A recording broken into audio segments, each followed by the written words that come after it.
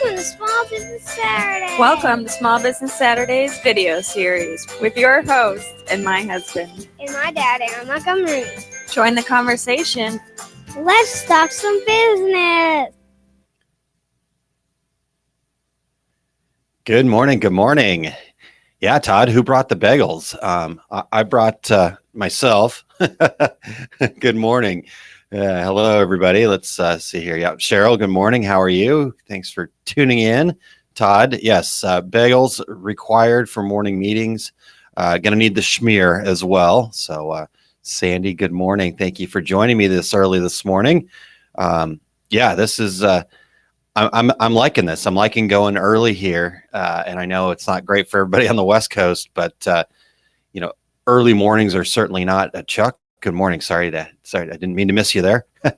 And and there's my wife. She's up. I woke her up this morning. So, good morning, sweetie. All right, great. Yeah, I like the early morning here because I'm not normally an early morning person, and I know I need to be. I need to step that up a bit. So I'm looking forward to that, getting better at that. So definitely really excited to start this Small Business Saturdays early. I'm going to try to keep that going a little bit here. It's been fun. Cindy, good morning. And Todd, Cinnamon Crunch from Panera. Yeah. Here in St. Louis, we call it St. Louis Bread Co. Instead of Panera, but hey, that's just us because it started here. But and then Cheryl, yes, 6 weeks to the summit. Definitely getting very excited about that. All the class information is up on the website now, right, Cheryl? So sublimationsummit.com is where you want to check that out. And I've got 2 classes going on there, and they just went right out of my mind. I can't even remember what the heck they are now. E-commerce and Business 101. There we go. Yep. Setting up an e-commerce store and Business 101. My e-commerce store information will be a pretty Shopify heavy, but I may need to go and review some of Todd's videos about, and I'm not going to get the name of it right, Euclid. So good stuff there. And Cindy says you guys have to come here. There are the best cinnamon buns up there. Oh yes. Well, I need to come check out your new location, Cindy, anyways. So if I can get up there, then make sure you have some cinnamon buns around, would you, please? I'll pay for them if you fly, I'll buy. How about that? All right, you guys.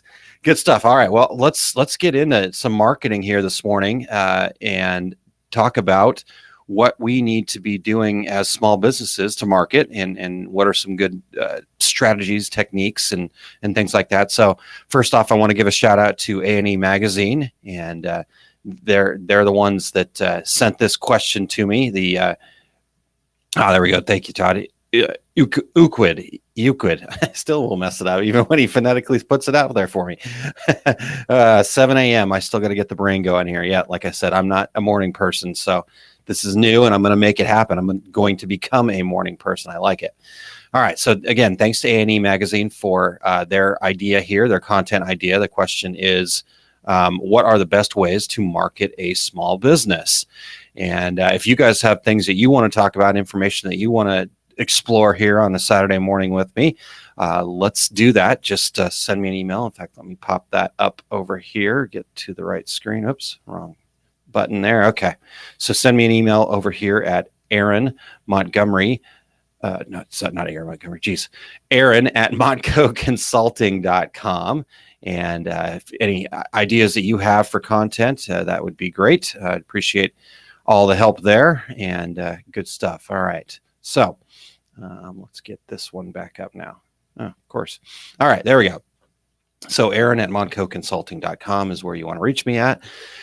And then I guess this morning too, I would love your guys' feedback. I'd love to get, we've got folks in this morning. I really appreciate that. Let's, I want to hear from you guys. How are you marketing your business? What's working for you? What things do you want to try and have questions about? What questions in general do you have? So keep that stuff coming. I know I can already tell I've got a great group here, so this is going to be a blast. So let's dive into it. All right. So first and foremost, I think I spend a lot of my time researching, reading, kind of being involved in the marketing world. That's kind of what I do. That's been my thing for a long time, and I've always been somebody that traditional marketing is not necessarily my strength or something I'm all that interested in. I've kind of been more of a, I don't know, I guess back when I was first getting into marketing, it was called guerrilla marketing. That kind of marketing that is not what would be traditional. It's typically free or cheap. Those kinds of things, just different ways to get in front of people, and that creativity for me has always been important. Today there's lots of like hot marketing things that are being talked about out there. Things like ClickFunnels or A/B split testing or retargeting, and certainly all great marketing strategies. But I think for small business, I try to focus on some more core things that are a little bit different than those things. So those things like ClickFunnels and A/B split testing and retargeting and all that stuff, like I said, really good marketing, but really you need to have some extra time, some extra money, and to really be able to make those things effective. So to me, there's several, but to me, it kind of boils down to about four main areas that I like to play in, so to speak, in my marketing stuff. So, and I'd asked the question earlier, how are you marketing your business and what's working? And Todd has a great suggestion here. Free Facebook. There you go. And that's great. Super simple to just post and then post. In fact, one thing I heard Todd say, and I can't remember if it was when he was on Small Business Saturdays with me or one of his Tuesdays with Todd. But what Todd had said about the fact that you want to post a ton, because how often are you just scrolling and you scroll a little ways and then you stop? So it's going to be really hard to get on somebody's feed. Now, there's some other things that you can do to get in front of people's feed, because it's not just the most recent thing that as you're scrolling, you're going to see. But at the same time, the more you post, the better the opportunity is you're going to be able to get in front of your potential customers. So that's a great one. Making the personal connection with your clients. Yep, that's good. Sandy's got a question here that we'll try to address here. How do you get outside of your friend zone on Facebook? I post, but don't get much response outside of friends. That is a great question, Sandy. That's actually something that my wife and I are exploring within her business. And if you'll wait, I can address that towards the end here, because I want to get to some other things. And then we'll talk about some strategies to get outside of the friend zone a little bit. And I love that that's a question. It's something that we're having to deal with in adulthood. I always felt like trying to get outside of the friend zone was something that you dealt with in high school when you were dating. But it's still true for us today in the Facebook world. So good stuff there. All right, I'm going to take a quick sip, and then I'm going to dive into my 4 points, and definitely you guys bring stuff along the way there, and we'll do this. All right. So also one quick shout out, great shirt that I got from Todd. Excellent. This has been washed several times already, and it's going very well. So good job, Todd. Thank you. Appreciate I got 3 awesome polos from him, and it was quick, easy, and super fun to do business with him. All right, let's start. Ready? All right. Number 1, blogging for SEO. All right. So that's the first thing that you want to start doing. And this kind of comes along with the posting on Facebook and stuff like that. But creating a regular blog post on your website is a great thing to do. Now, this is not, here's what I did this week. This is what I ate. This is that kind of thing. This is blogging for SEO, is blogging with the intent of answering questions that your customers have. All right. And the reason that you want to do that, and the reason you want to focus on that, is SEO, which is search engine optimization, is all about.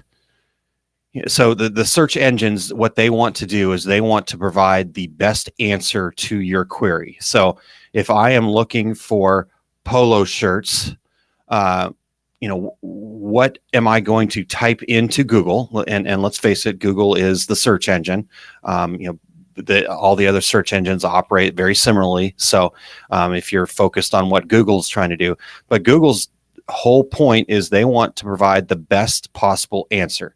And if they think that your site is going to give them the best possible answer, they will put your site at the top of the search.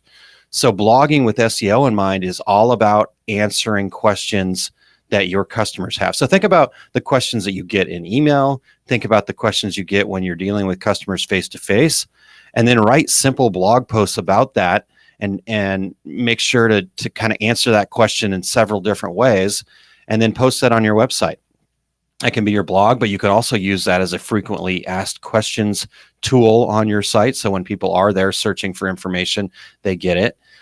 But post those things and make that a regular thing. Make that something that you do regularly, and then make that something that you promote through your social channels and things like that. All right. So there's number one.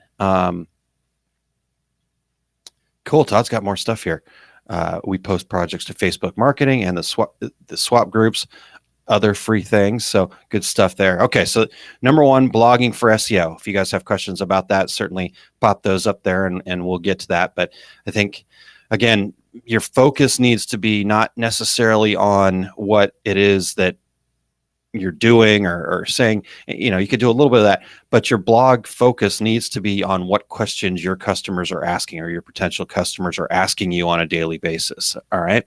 And if you're not getting a lot of those questions, then that's on you. You need to ask people for feedback. We need to get feedback throughout our business all the time. So if you've got, for example, an e-commerce site and you're getting lots of people going there, but they're not buying, then, you have to do the work to find out why it is that they're not buying. So ask other people from the outside, hey, go to my website, look through it. Tell me, if you were interested in my product, why would you not be buying? What is it? My price is too high. My pictures suck. Do my descriptions not give enough detail? Is it too hard to check out? All of those kinds of things are things that you need to be requesting feedback from, and then writing blogs about that feedback and about those questions that you potentially could get there. Okay. All right. So ask for feedback and then write those blogs about it. Number two, live video. What we're doing right here this morning, these kinds of things, doing that live video. Facebook loves live video. That's what they so if you want to get at the top of searches and get outside of the friend zone and things like that, you got to be doing some video. They really are all about the video, and doing video that requires interaction. That's why I love doing the live video here, because we're getting an opportunity to interact, and there's lots of good questions, and there's lots of good content here and all that stuff. So do that with your customers. One of the hardest things for people to do and let's face it, doing live video is not the most comfortable thing for people to do. I've been doing live video through Two Regular Guys and the Small Business Saturdays for about 3 years now, I think it's been. And I still get a little bit of butterflies. It's still a little bit like, oh, I got to make sure that I'm doing this well. You get a little anxiety about it, and that's okay. In fact, that's good. That means that you're going to force yourself to be on your game. And the things that you do to be better at that are to prepare for it. Have an outline. You don't want to just write a script and read a script, but you want to have an outline. You want to have a way to keep yourself on track. As you can see from me, I can be easily distracted. So I've got an outline right over here that I go, okay, yep, so I got off track. Let's get back on track. And then that way you're also planning ahead a little bit. So that way, I can have things where I'm posting my email address on there, or I'm going to send you a link to go check something out and that kind of thing. So, doing those kinds of things and preparing for them is the best way to do it. And then the key in those live videos is to just slow down. Got to really slow down. First and foremost, as you're sitting here speaking on this live video, the people that are viewing it, you guys that are viewing it, it's going to be about, I think it's like a 5-second delay. So if I'm sitting there going, hey, answer this question for me, and then I just move right along and don't come back to that, you're going to not get the answers that you're looking for. You're not going to get that interaction that you're looking for. So live videos really a great tool, a great way to get in front of people, especially on Facebook. You can do live video and stories on Instagram, taking the video there and posting it there. But then here's the other tip that I want to remind people: if you are doing some live video, and it doesn't have to be that long, it can be 15 minutes, it can be 30 minutes, it can be short, and that's okay. But here's the tip that you want to do after you've completed that live video. Package it up a little bit, have a little image at the front and some information at the back or something like that potentially, but download it. Go to Facebook and download it, and I'll do a little quick kind of screen share capture about how to download video off of Facebook if you don't know how to do that. It's super easy though. So once I've got that, then I'm going to download this video, and then I'm going to post it on YouTube. Now you can do some live stuff on YouTube, and that's a good thing to try too. So you got to try what things work for yourself. But if you're doing it on Facebook, make sure that you take that video, you download it off of Facebook, and you post it on YouTube. And here's why. YouTube's one of the other biggest search engines out there in the world. So when people are looking to answer the question, what are the best ways to market a small business? There's a good chance that, especially the younger generation, I know my 8-year-old spends all sorts of time on YouTube. And as he gets older and he becomes a consumer of different things, he's probably going to feel comfortable searching for that stuff on YouTube. So definitely go out there and post that over to YouTube, because they're going to also help spread your message, spread your word about who you are and what it is that you're doing. And so Todd's got a good follow-up here. Anyone can make a video. Doing a live is stressful. Absolutely, it's stressful, because guess what? All of your mistakes, all of the things that you blunder, like what I'm just trying to come up with the right words there, that stuff's out there. It's there. So just own it. Be who you are. And that's what I've also discovered, is that when I go back and watch my live videos, like when we did the business plan rewatch there in Todd's wholesale group, it was horrifying. I was just sitting there going, oh my God, I was terrible. I picked out all the things that I did wrong. But just own that. Just really embrace that. And that's who you are. These things are who I am. That you want to eliminate the ums and ahs as much as you can, and eliminate the not inappropriate, but things that you're saying that don't come out exactly right. And so kind of planning ahead and kind of having an outline and having a path to go on is important. But just own who you are. I sit there and I go, man, I watch myself and I'm like, I never smile. And I'm actually a very happy person. But when I'm speaking in front of a video, it's just, I forget to do that. So, hey, how are you guys? Smile. So things like that. Those are the things that you want to do within live video that's going to help you. The other thing that I've discovered for myself, and you'll notice this a lot, especially obviously with Two Regular Guys. I started Two Regular Guys with my friend Terry, because Terry was kind of my crutch to get going, and he is fantastic as a speaker, and I recognize that. And so I went and grabbed him. Now he loves doing it, and it helps him too. And so it's a win-win all the way around. But, I'm the one that's putting it together, that I built the website, all of that kind of stuff. And so, even on Small Business Saturdays, I look to have guests. I've had Todd on, I've had people that do SEO and things like that. I look to have guests because that interaction is even easier. So now if I'm sitting here actually having a conversation with somebody, even though it's over a webcam, that's certainly a lot easier than just sitting here talking by myself for 30 minutes or so. Actually, it's going to be longer today. Cricket says, and Jana says, still working on my last step. Life kind of got in the way. Totally understand that, and always still here for you, Jana. So, I love this. Cheryl, yes, be yourself and have fun. Yeah, and that's what I've always loved about when I've had an opportunity to be on some of Cheryl's videos, and when Cheryl's come on to the Two Regular Guys and things like that. We have things that we're going to talk about, and we kind of have a little bit of a plan, but Cheryl's being who she is, and it's fun, and I'm being who I am, and we're having fun, and we're interacting and all that other stuff. So even though these things can be a little bit scary and a little bit stressful, still have fun with it, and it's kind of like just being able to go to a party and have a chat with everybody. We might not all be social butterflies, but being able to interact and talk with people is a human thing that we all love, and so that's why Facebook loves the videos so much. All right. So I'm only through number 2, and we're already 20 minutes in, so I'm going to keep going here. Number 3 is going to be social media posting, and we've already talked about this, and Todd's already mentioned it. But post, and Sandy, we're going to get to your friend zone question here in this segment. Actually, here's the trick: is it's all about the social engagement. All right. So if you're social media posting, and the things that you're posting all the time are, here's my product, here's my latest sale, here's this kind of thing. You know what? That may not. That, in fact, you know what? Never mind. Skip that. Not that may not work. That does not work. So stop doing that right now. Social media, you've got to get the keyword in there, social.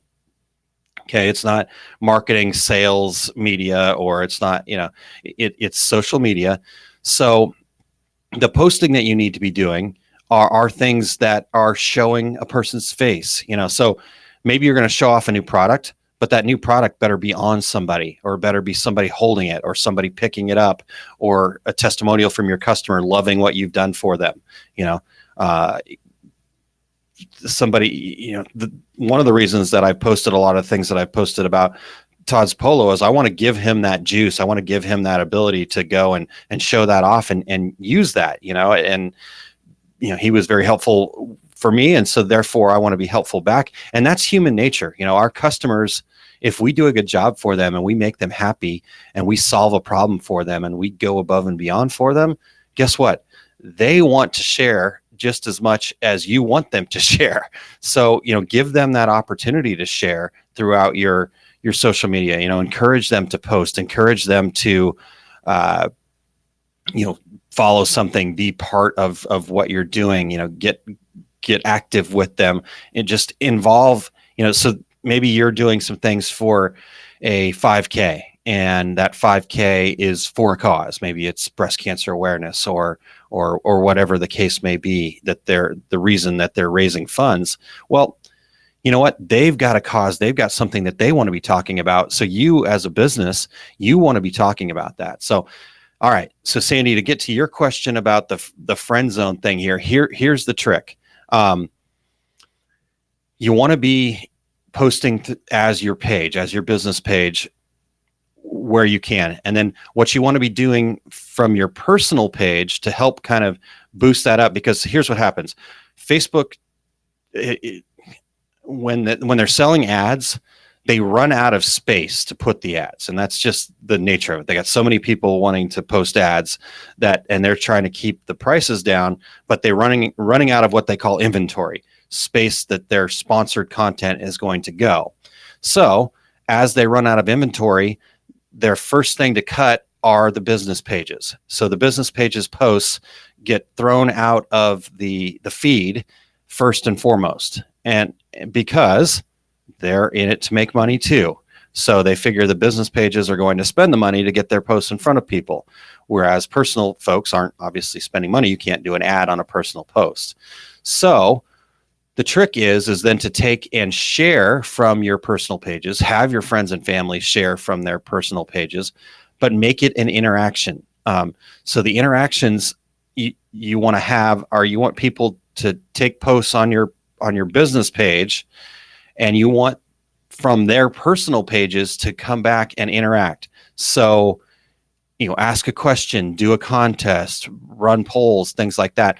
And that'll start getting you outside of the friend zone, because then your friends and family are going to also then start seeing it, and you're going to build a following. But there's got to be some content there that they want to follow. There's got to be some good information. There's got to be something more than just your sales and what you're doing and, just talking about you. You need to be talking about them. How are you going to help them? How are you going to help them solve a problem, and maybe that means that within your target market, within your niche, you have a product that you can sell, but that product that you sell is the very last thing that happens in social media. So the very first thing that every single one of your social media posts you should think about is what's in it for the person that's going to be consuming this. So do they get information? Do they get excited about it? Do they have an opportunity to give their opinion? Those kinds of things. Think about what's in it for them first, and then just make that regular content, and that will build and grow outside of your friend zone from there. Okay. So if that content is good enough and it's worthy enough for people to want to interact with, then you'll start growing your following outside of just your friends and family.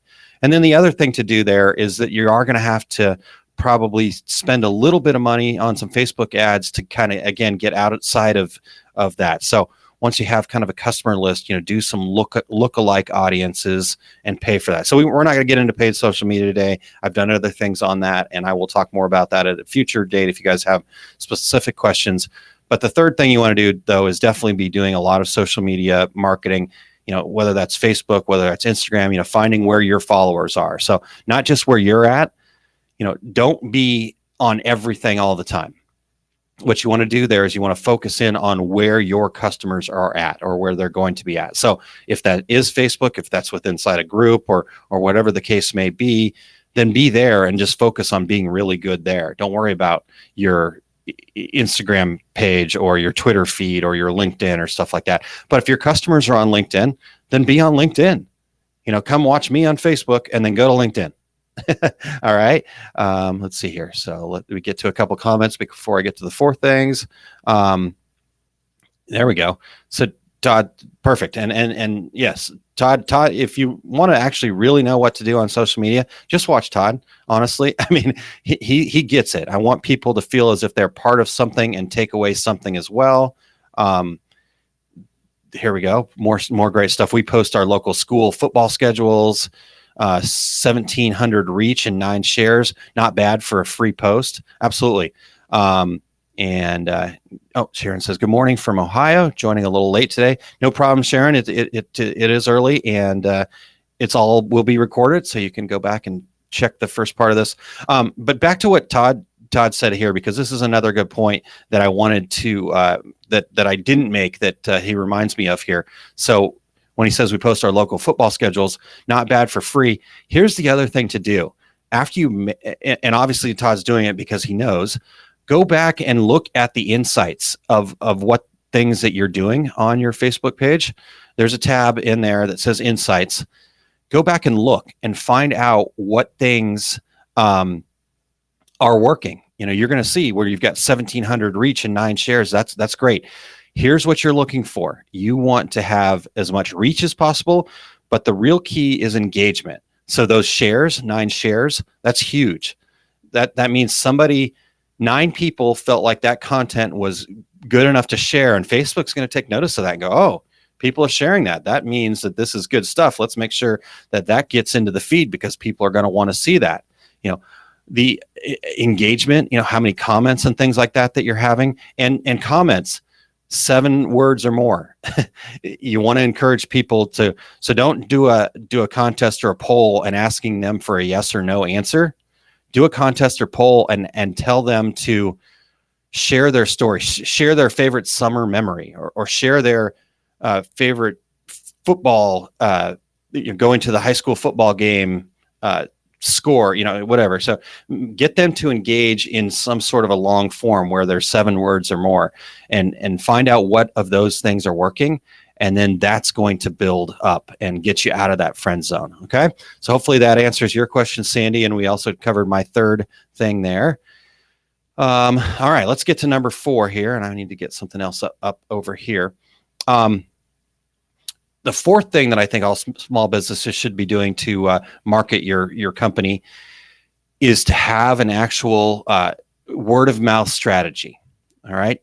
And I think this is one thing that we all take a little bit for granted, is that we get a lot of business because somebody recommends us. A friend, a family member has recommended us.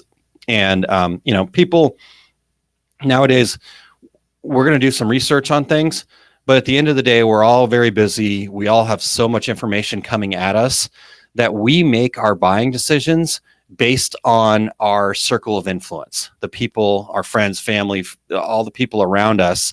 If they're sitting there saying, hey, I went and I learned marketing from Aaron Montgomery, that is going to be more powerful than them going and searching and reading through my website and reading all of my blogs and all that other stuff, because honestly, people aren't going to take that much time. How much time do we really take to actually make a buying decision?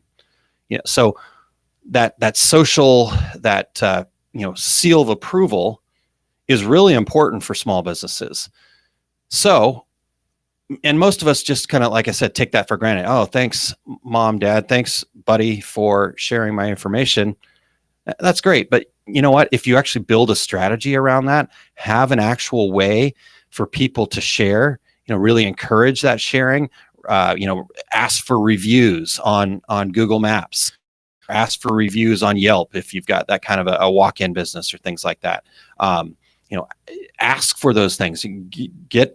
So somebody buys something, follow up with them a week later and say, hey, if you had any issues, let me know. Let's fix it right away. If you loved it, do this. Go to my Google Maps location here, my Google local, and ask for reviews. So you want to have an actual strategy. You want this to be part of what you're thinking about in your marketing, is have a strategy for people to share that word of mouth, and then track it. When new customers come along, ask them, hey, how did you hear about me? Oh, I heard about you from Aaron Montgomery. Well, guess what? Now you need to go and say, hey, Aaron, thanks so much for recommending Joe Smith to me. I really appreciate that. And maybe send them a $5 Starbucks card or something like that. Just kind of encourage that word of mouth marketing. Now, if you really want to get really into word of mouth marketing, and I really think that you should, there is a fantastic book that I want you to get. And if you just go here, it was easier than trying to come up with that crazy Amazon link. And it is an affiliate link, so just being open with you guys there. But if you go to aaronmontgomery.info/WOM, that's going to take you to a book called Talk Triggers, the complete guide to creating customers with word of mouth. And interestingly enough, one of the authors of this, Jay Baer, he is going to be a keynote speaker at ThreadX, which is SGIA's kind of garment event that they've been putting on for the last 2 years. This will be the third year. I think it's in February in Scottsdale, Arizona. So it'll be a nice place to be in February.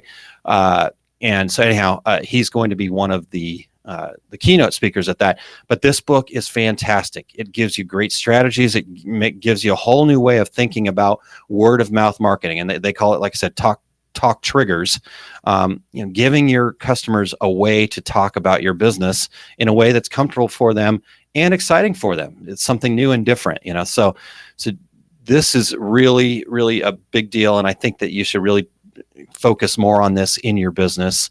I guess some people might call this, in a way, influencer marketing, but a lot of times when you think of influencer marketing, you're thinking about Kim Kardashian sharing your thing on Instagram or something like that.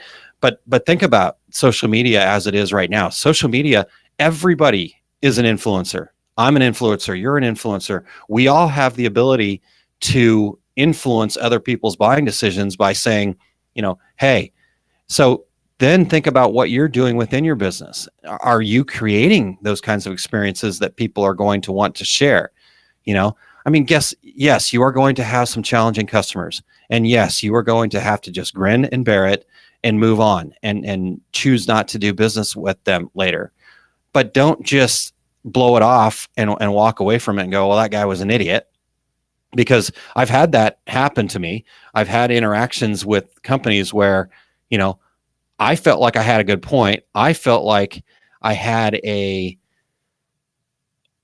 don't know, the like it seemed to make sense to me, and they blew it off like, well, sorry, you're the only one, so we're not even going to address your issue. And guess what? I tell everybody to stay away from them. I think I will keep my mouth shut for now, but it's a company within our industry that has an e-commerce platform, and I've had people reach out to me and ask me, hey, what do you think of this platform, this platform, and this platform. And I always started out with, I would not touch that platform with a 10-foot pole.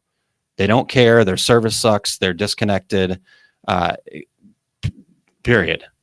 Then, here's the points on the other things. So create those experiences and, again, put up with idiots like me and address it and be open to it and just explain why that doesn't work. But you know what? Let's make it right. What do we need to do to make this right for you? Kind of thing. All right. So think about the influence. Think about how you can get people to share that influence. Get this book. I'm taking my mouse and mousing over the top of it. You can't really see it. So get this book right here. There. Go about it. All right. Let me get to some of the comments here. And here we go. Oh, great stuff, Todd. This is going back to social media. Says good paid ads are like a faucet. You can turn it on to get customers when needed. That's a whole day. Yeah, that's a whole, in fact, that's a whole small business Saturdays that we need to do, Todd. So at some point, let's regroup and reconnect on that, because I would love to get your take on all that. And maybe we can do a double, maybe a Tuesdays with Todd and a small business Saturdays or something like that. All right. Michelle, good morning. Thank you very much for joining us. If you missed any of the first part, it will be recorded. So come on back and check out all the rest of the content there. Sharing is caring, Todd. Yes, very much so. Cheryl says, great idea. Call to action. Yeah, Cheryl, it's been one of those things that's always been, and to me, this has kind of always been my torch to carry. Besides the business planning, I'm all about the customer experience. And I think if you can get those things right, all of the other stuff becomes so much easier. You definitely still have to put the work in, but the marketing kind of gets done for you. Like I said, at the start of this, I'm not really a big fan of that traditional marketing, the funnels and all that other stuff.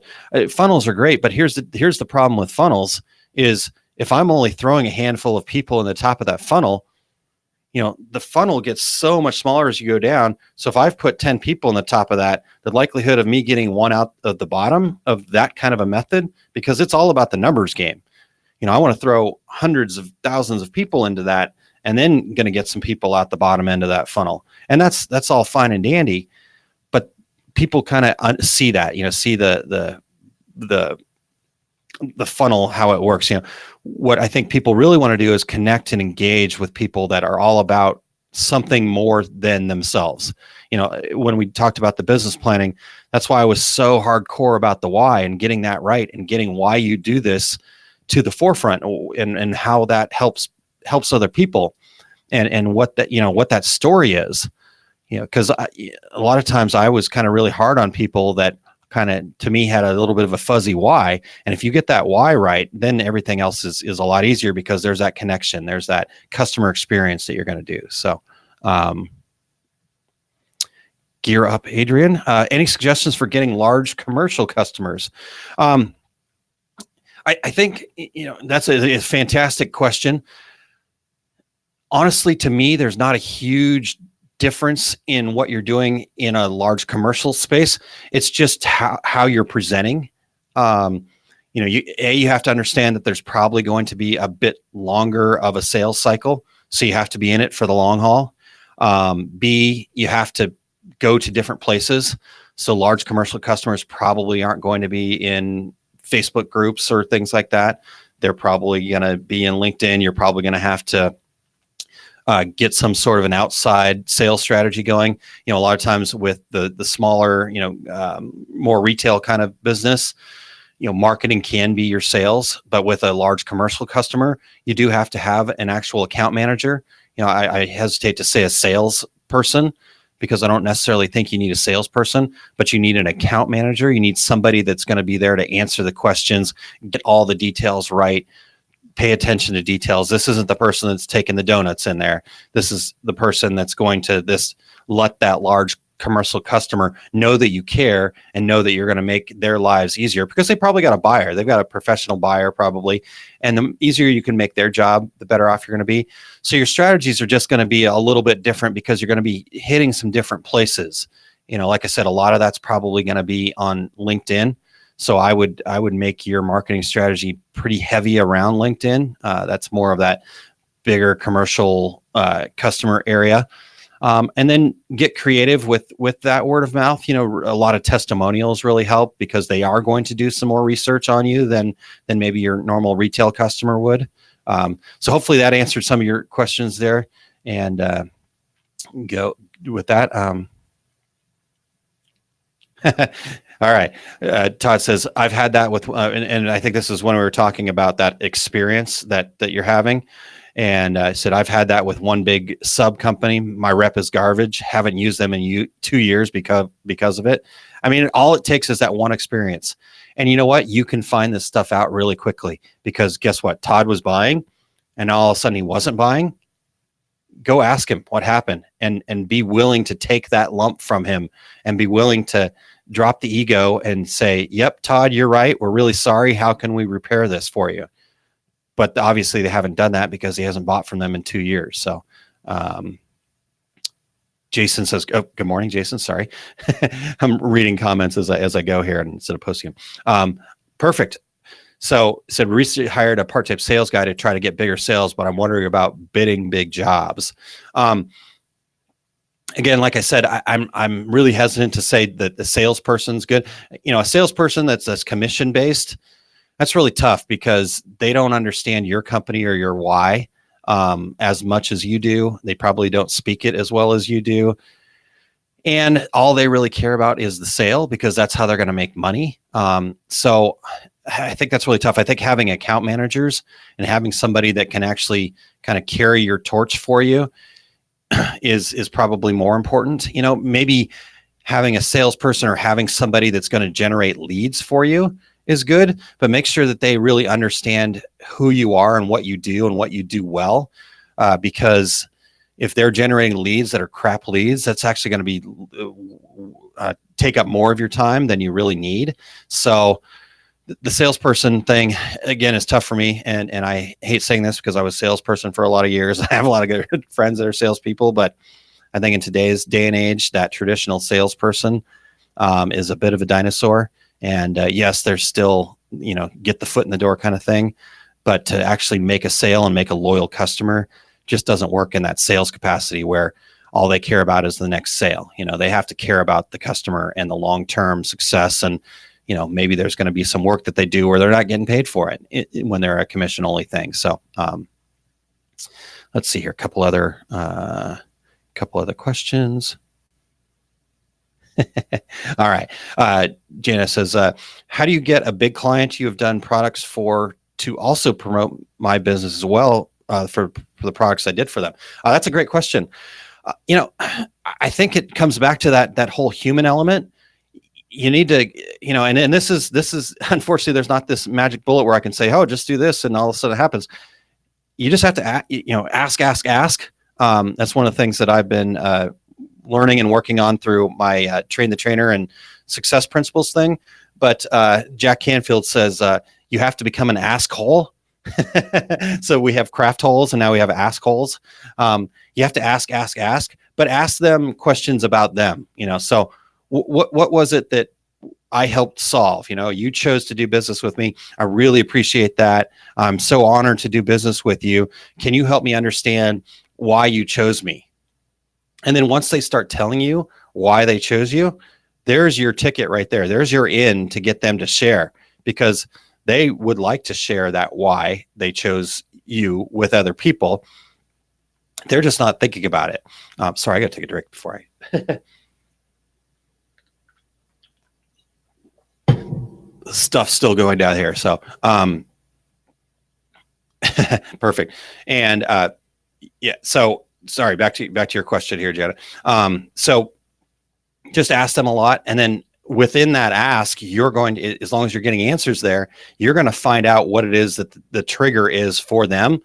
And most likely that's also going to be a very similar trigger for a lot of other customers like that. So maybe once you go back to them and, hey, why did you do this? Maybe can I help you with something else? And within that help, if you'll share with me, I'll give you a discount. Or, I'm not a big fan of like giving stuff away necessarily, but at the same time, there's got to be that value exchange there for them just like there's going to be value for you when they start sharing it. So just think about what that value exchange is with them, and have that as a conversation with them. It's not you figuring it out. It's you going and talking to them and figuring it out together. So good stuff there. Let's see here. Jenna says, "Oh, I can be an asshole, no problem." Perfect. Yep. There you go. Well, I got to learn from you then, because I sometimes struggle with that. I want to figure out everything and solve all the problems on my own, and I really need to get in front of people and ask them. So, Sharon, great point. Actually, yes, Talk Triggers was a book that I consume via Audibles. I have very few paper books anymore. The ones that I read on Audibles and then they really speak to me, then I get them in a paper format, because then I can make notes in them and actually touch and feel and stuff like that. But Talk Triggers is available on Audibles. Yeah, there are very few books that I recommend that aren't on Audibles, actually, because most likely I've consumed them on Audibles. So Todd says, "Yep, just ask." All right, cool. Well, there we go. So there's the 4. Let me just recap real quick what those 4 are. And blogging for SEO, again, not to share your day or journaling, so to speak. Blogging for SEO, so answering questions that your customers have. 2, doing live video, and this is the hard stuff, getting people to talk, engaged, getting out there. But then also reminder to post that video over on YouTube, because that's also a big search location, especially for the younger generation. And number 3, social media as social engagement, not as me just posting sales and my product and stuff like that, but thinking about ways that you can encourage engagement. And then number 4, what's your word of mouth strategy? How are you getting people to really want to interact with your company and share and things like that? All right, perfect, cool. You guys are awesome. I'm going to run out of time because I've got to go to volleyball soon. So if you guys have other stuff, we can engage and talk via comments later. One last thing that I wanted to share with you guys before I get out of here is, Todd, you were going to hold me accountable, and I think this is what you're going to hold me accountable to. I didn't write it down. I think you did. So if I'm wrong, call me out right now. But the thing that I was supposed to do before this Saturday, today, is finishing my marketing strategies template. And I did that. I got it done yesterday. And it is going to be on sale for $19.95 soon. The only thing I got to do there is just get the product page up. And so once that product page is up and posted, it won't be available to you free anymore, but you can still get it for free. And here's all you have to do. Just go over to this page, aaronmontgomery.info/marketing, and enter your information there. And that'll get you entered for getting more information about a webinar that I have coming up in November. It's a paid webinar that I'm going to be doing in November called Becoming a Digital Marketing Superhero. And if you sign up for information for that, you will get a series of emails, including an email that gives you the link to get this marketing strategies template for free. All right. So sign up today, still get it for free, but it will be available for purchase here. As long as I can get to it this afternoon, sometime before Monday. Okay, Todd, write that one down. Cool. Todd says, "Yep, that's what it was."